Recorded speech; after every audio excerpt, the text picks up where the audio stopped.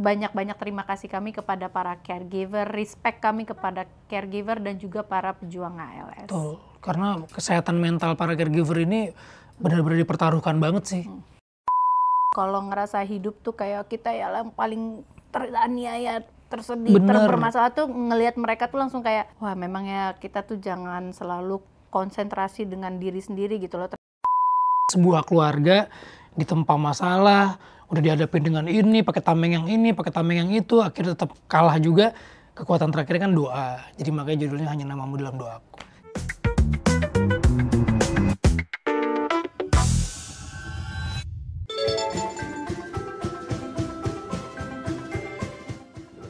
Seru.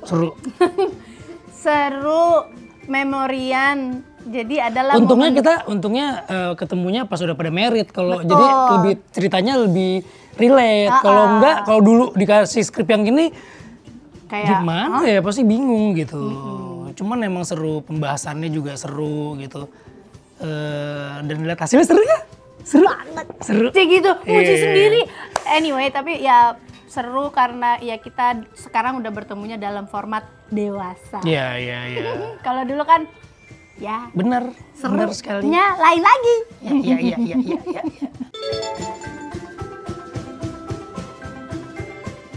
Nah, duluan.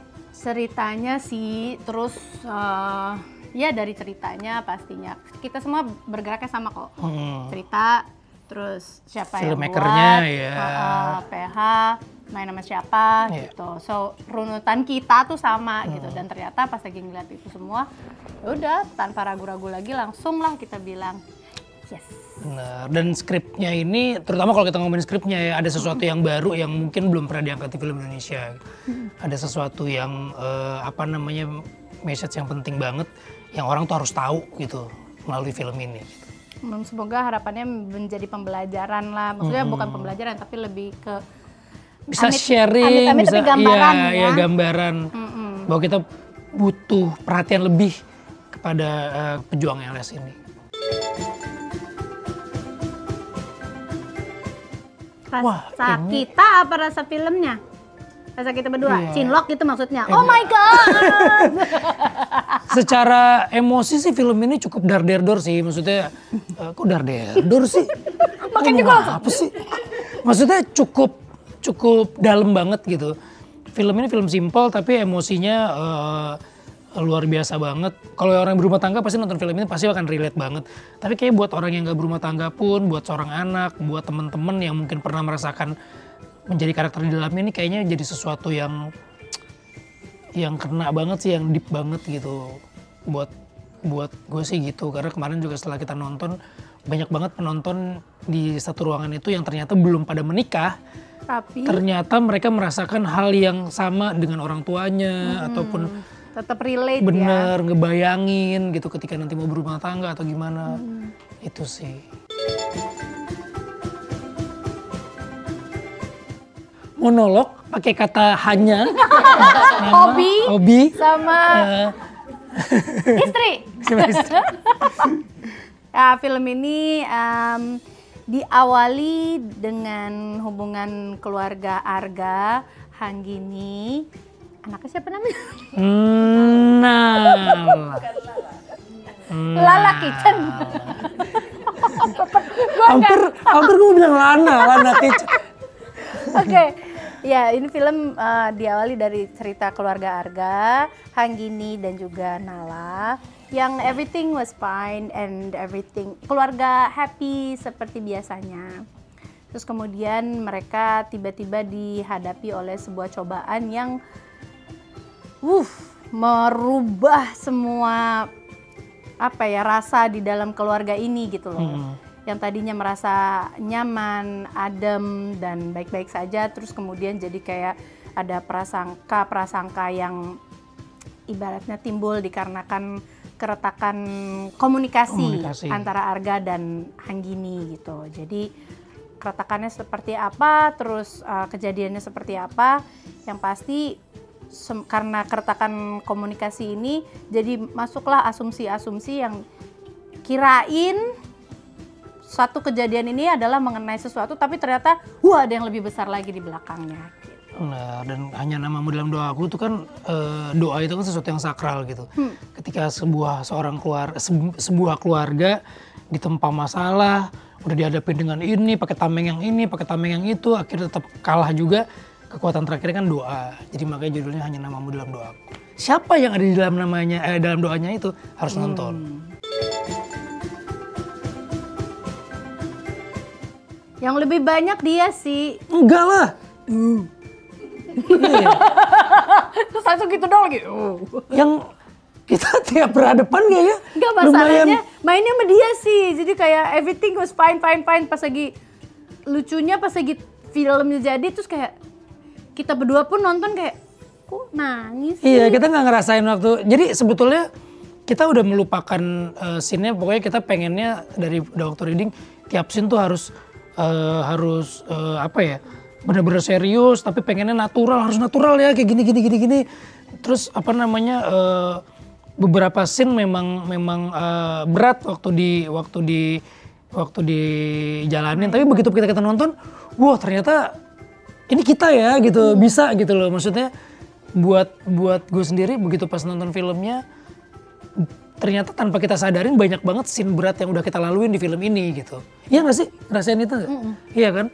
Kayaknya mungkin karena waktu syuting kita udah nutup pinggiran kiri gitu. Bahkan ada satu scene yang Nirina tuh nggak bisa ngelepas karakter apa emosi, karakter dan emosinya dari gitu. Emosinya itu.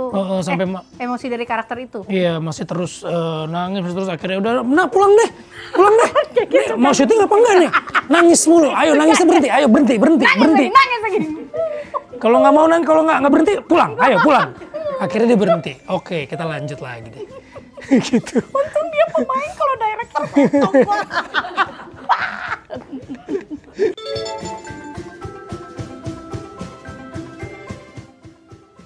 Jujur nggak familiar. Iya benar, nggak familiar. Jadi waktu kita sama-sama dikasih tahu, malah justru yang dilakukan kalau Nirina adalah keluarin handphone, cari tahu. Oh. Persis sama kayak karakter-karakter di film ini ketika mendengar kata ALS itu apa sih. Jadi banyak banget yang nggak tahu gitu. Dan apa namanya, untungnya Sinemako itu sebelum kita masuk sini udah melakukan riset yang panjang banget tentang ALS ini. Karena mereka juga akan membuat sebuah film dokumenter panjang. Jadi kita sangat terbantu gitu. Karena ALS ini adalah sebuah penyakit yang bukan hanya, perannya itu bukan cuma di penyakitnya aja si orang penderitanya, tapi caregivernya ini juga berperan banget gitu. Makanya kenapa ALS ini dimasukkan ke dalam cerita sebuah keluarga, karena peran keluarga sangat penting banget sebagai caregiver untuk menopang hidupnya para pejuang ALS ini. Betul. Dan ketika kita dapat ya, Nah juga pasti kan browsing aku juga ketemu sama pejuang ALS-nya, ke seminar-seminar ALS. Begitu tahu ALS, oh ya ALS penyakit kayak gini. Oke, dulu ada Stephen Hawking pernah seperti itu. Tapi kita nggak pernah lihat langsung orangnya gitu kan. Tapi begitu kita datang ketemu orangnya langsung, wah itu hati rasanya runtuh banget sih. Bukan cuma dengerin si penderitanya, tapi dengerin si caregivernya justru. Caregivernya itu justru yang kalau di sini tuh istrinya gitu. Itu yang benar-benar bikin kita jadi kayak, aduh.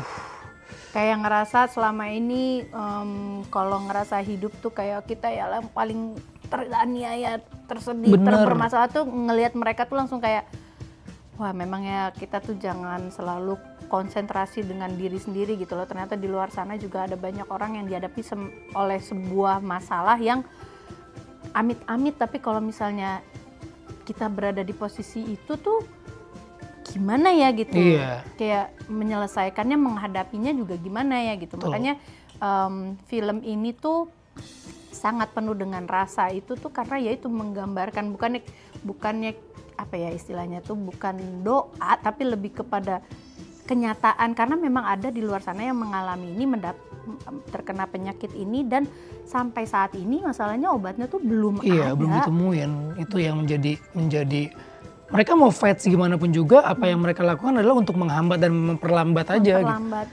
Ya gimana sih kita tahu keluarga kita mengalami itu dan itu nggak bisa sembuh.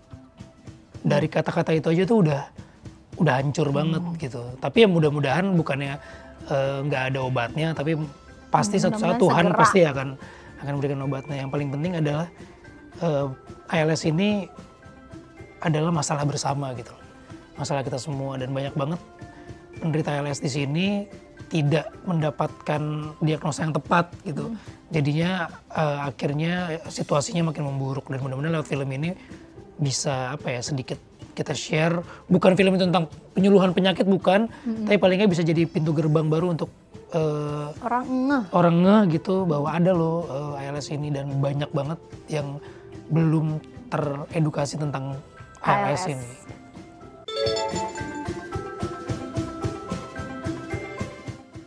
Ya, sebagai Hanggini, Hanggini tuh memerankan Preman ya, lebih agak preman ya. Oh enggak ya, enggak, sorry. Bukan. Brutal ya. Brutal.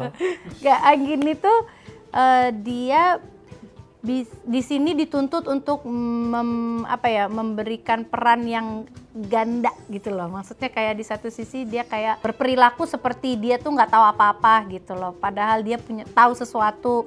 Jadi di depan dia seperti apa, di belakang padahal hati hancur gitu loh. Terus ya memerankannya ya itu tadi kayak gimana kalau ada di situasi, makanya tuh sering banget pas lagi mainin karakter Hanggini tuh sering gampang kesentil, gampang kena, gampang hancur gitu loh, karena tidak pernah ada orang yang menginginkan berada di situasi yang kurang nyaman ini gitu kan. Tapi untuk makanya memerankannya itu lebih berat lagi, karena kayak I know there's someone out there yang sedang mengalami hal yang sama gitu. Jadi kayak wah, perang batin sih gitu, kayak apalagi di sini menjadi seorang ibu yang punya anak perempuan, dimana kita juga harus melihatkan ke anak perempuan kita bahwa kita bisa menyelesaikan ini, biar tahu kita bisa menghadapi ini gitu. Menenangkan anak, tapi juga hatinya hancur, tapi tidak mau terlihat di depan suami juga. Jadi makanya lah itu tadi adegan yang pas dibilangin ada yang aku satu momen yang udah nggak bisa kontrol lagi, udah hancur sehancur-hancurnya.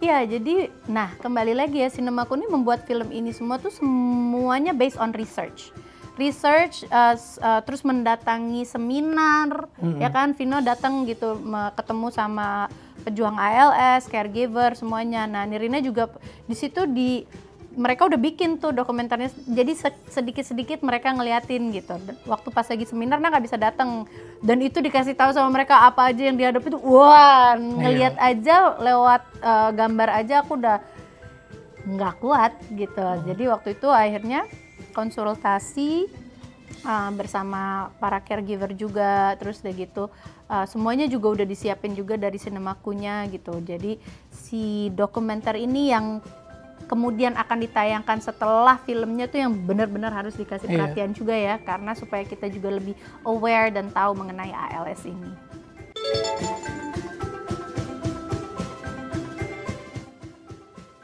Ya, sebenarnya kan film ini inspired by true event gitu kan. Maksudnya film ini memang ada orangnya gitu. Memang ada si Arganya ada, Hanggininya ada. Ya nggak mungkin kalau saya nggak ketemu sama si orangnya langsung gitu, penderitanya langsung, pejuang ALS itu dan caregivernya. Jadi saya harus tahu dulu gitu gimana karena kan dari kita cuma baca riset aja tapi nggak ketemu orangnya langsung tuh ternyata ada gap yang ternyata besar banget. Begitu saya ketemu sama orangnya di seminar, ketemu sama beberapa caregiver juga, itu memang benar-benar hancur banget sih. Ternyata ada gitu ya di dekat kita ALS ini gitu. Terus saya berapa kali konsultasi sama dokternya, namanya Dokter Sheila. Dokter Sheila ini salah satu yang memang saya nggak tahu apa dia ketuanya mengepalai penyakit ALS ini gitu loh. Terus ada ketua yayasannya juga, kita sering tukar pikiran, semua skripnya dari A sampai Z di QC sama dia.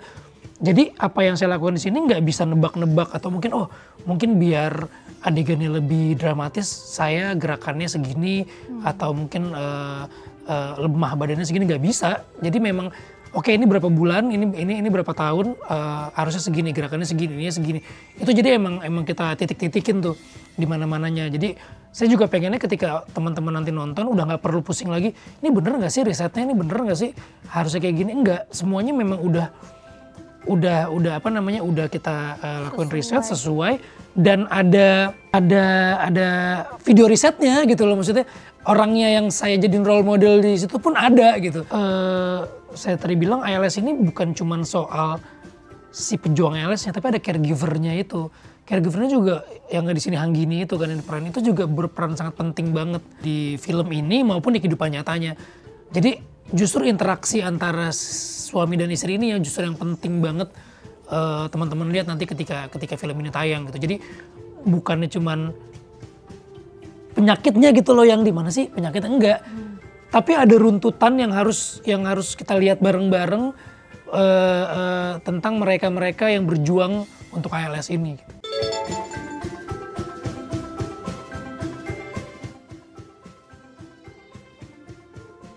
Teorinya sih nggak kayak gitu. Teorinya sih nggak kayak gitu. Nggak boleh kayak gitu. Tapi realitanya kayak gitu. Ya begitu, bener. Iya. Teori bener banget. Teorinya nggak gitu, tapi realitanya kurang lebihnya tuh apa yang terjadi sama Arga sama Hanggini. Bahkan pertanyaannya bagus banget. Bahkan saya ada satu seminar ALS. Satu seminar itu isinya adalah pembicaraan tentang gimana kalau keluarga kalian kena ALS. Jadi cuman itu aja, isinya tuh gimana menghadapinya. Karena orang yang terkena ALS itu dampaknya tuh bisa beda-beda. Ada yang dia drop, ada yang emosinya unstable, ada yang tadinya dia orang yang ekstrovert tiba-tiba bisa jadi introvert, tiba-tiba yang introvert bisa jadi marah-marah. Jadi nggak ada yang pernah tahu gitu.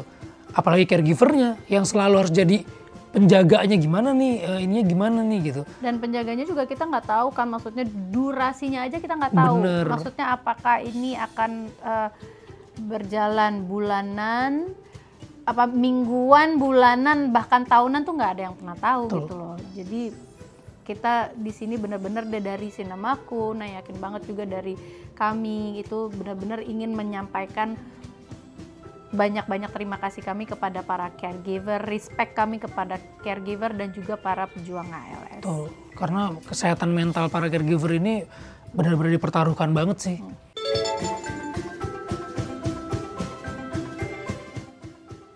Pasti ada lah, tanpa harus diceritakan pasti, ya walaupun saya belum lama berumah tangga pasti momen-momen itu ada gitu. Nggak harus dengan pasangan, tapi dengan keadaan kita, dengan pekerjaan, dengan lain itu kan kadang-kadang wah semuanya bisa jadi numpuk dan kita butuh sesuatu yang kayak butuh tenang dulu itu pasti bisa, itu pasti ada dan saya pernah ngalami juga.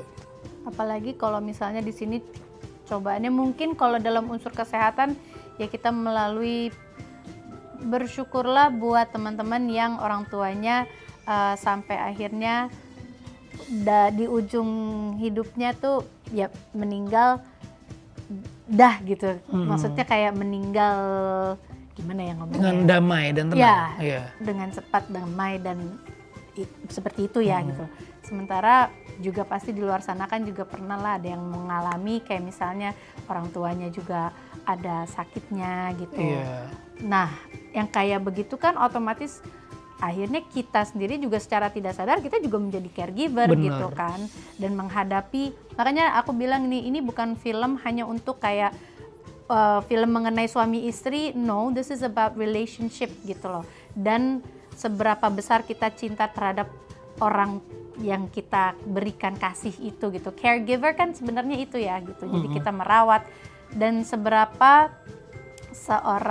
sepasang suami istri ini bisa merealisasikan ucapannya pada saat mereka mengucap janji di pernikahan. Gitu.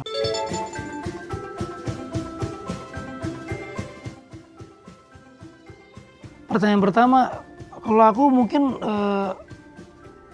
apa sih yang udah hal penting apa gitu yang udah kalian lakuin untuk keluarga kalian gitu? Itu sih, karena itu jadi pertanyaan juga buat aku sendiri sih. Kadang mikir dulu sama nyokap sama bokap tuh udah pernah ngelakuin sesuatu apa ya yang apa ya, bukan yang penting, yang berguna lah gitu. Kan biasanya kan kita kan melakukan sesuatu waktu jadi anak kan untuk diri kita sendiri gitu. Tapi mikir lagi jadi apa yang pernah kita lakuin untuk keluarga kita gitu. Sudahkah kamu berikan waktu kamu kepada orang yang kamu sayangin? Aduh, itu lagi. Ya bener. Itu pertanyaannya cocok banget tuh.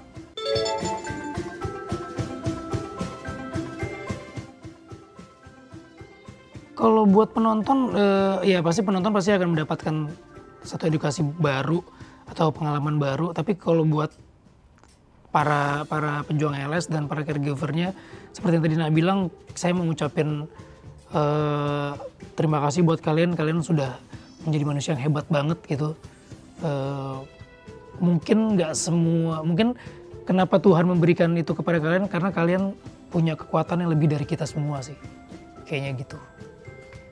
Film ini bukan menggurui, juga bukan mendoakan apa yang terjadi sama keluarga Arga dan Hanggi ini terjadi kepada kita. Tapi ini adalah sebuah gambaran dan kenyataan yang juga ada yang mengalaminya dan ada juga yang menjalankannya gitu. Jadi buat teman-teman semua yang mau menonton Hanya Namamu Dalam Doaku, mari kita berikan hormat kita paling tinggi kepada para pejuang ALS dan juga para caregiver dengan melihat sedikit gambaran hidup yang mereka harus lewati.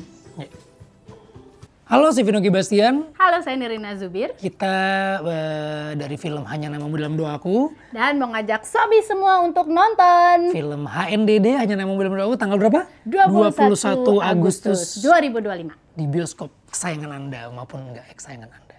Kasian dong, sayangin aja deh.